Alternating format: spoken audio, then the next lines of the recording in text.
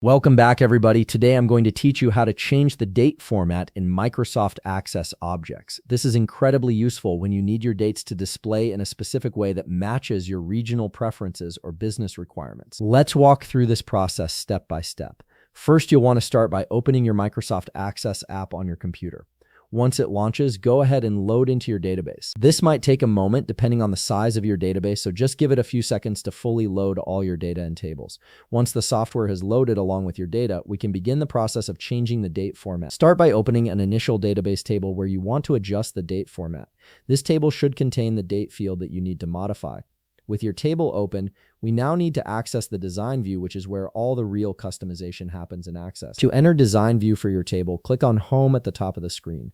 On the top left part of the ribbon, you'll see the View option. Click on it and a drop-down menu will appear. From here, click on Design View. This view gives you complete control over how your table fields are structured and formatted.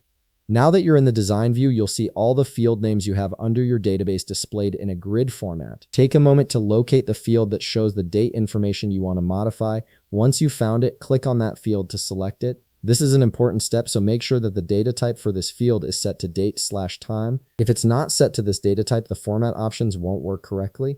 After confirming the data type is correct, look at the design grid at the bottom part of your screen. This is where Access allows you to fine-tune the properties of your selected field. From here, you can adjust the format in which this field will display by typing in your custom format.